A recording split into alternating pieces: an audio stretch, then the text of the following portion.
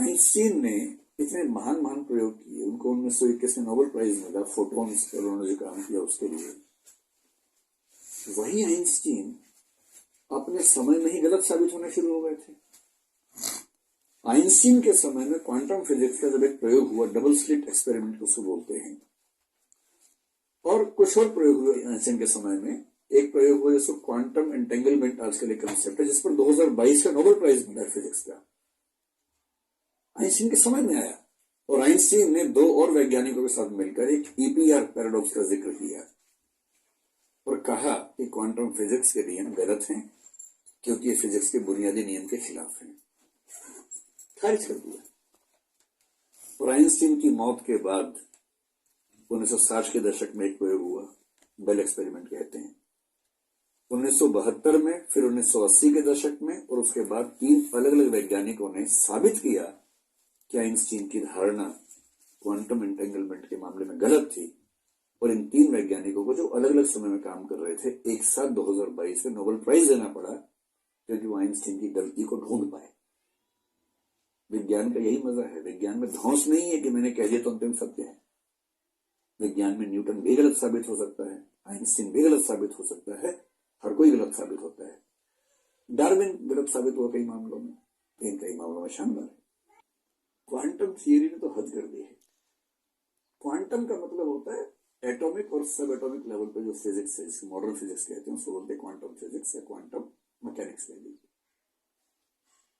अच्छा, जब फिजिक्स शुरू हुई, जब साइंटिफिक रिवॉल्यूशन, पश्चिम की बात अगर हम करें, भारत में तो बहुत पहले की साइंस है, उसके बाद तो ऐसे हमें नए रिसर्च कम देखे।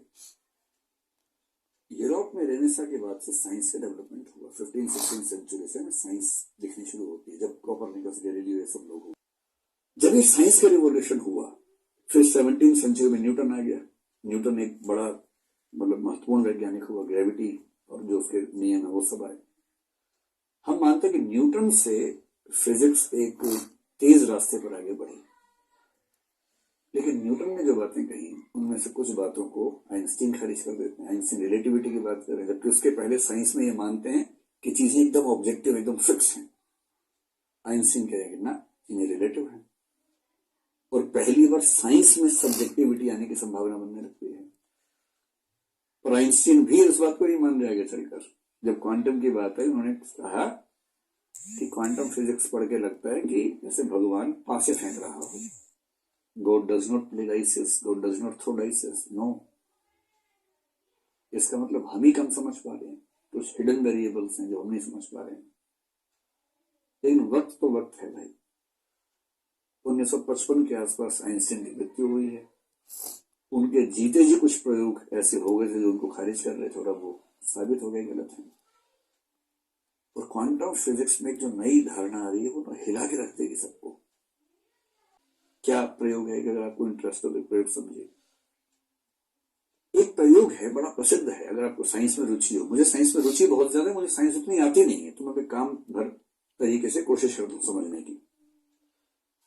क्योंकि जो स्कूल में साइंस पढ़ने का समय, तब मैंने पढ़े नहीं, तब मैं मेहनत कर करके सीखता हूँ कुछ कुछ, तो जितना समझ में आता है उससे कोशिश करता हूँ समझने की।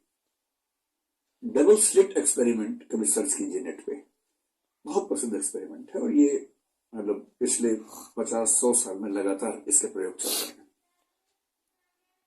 प्रयोग ये है कि हम एक किसी सब एटॉमिक पार्टिकल को एक रास्ते से भेजेंगे और पैटर्न देखेंगे। और कंसेप्ट ये है कि अगर वो वेव है तो सामने की दीवार पर पैटर्न अलग तरीके से बनेगा, पार्टिकल है तो अलग तरीके से बनेगा। मोटी सी बात, पार्टिकल है तो आप समझ के चलिए कि अगर 2 खिड़कियां हैं तो 2 धाराएं बन जाएंगी। वेव है तो वेव जो कि टकराएगी आपस में, तो वो 2 से ज्यादा धाराएं बन जाएंगी सामने की दीवार पर। ये बेसिक सा प्रयोग इस तरह का, नेट पे हजारों वीडियोस के बारे में,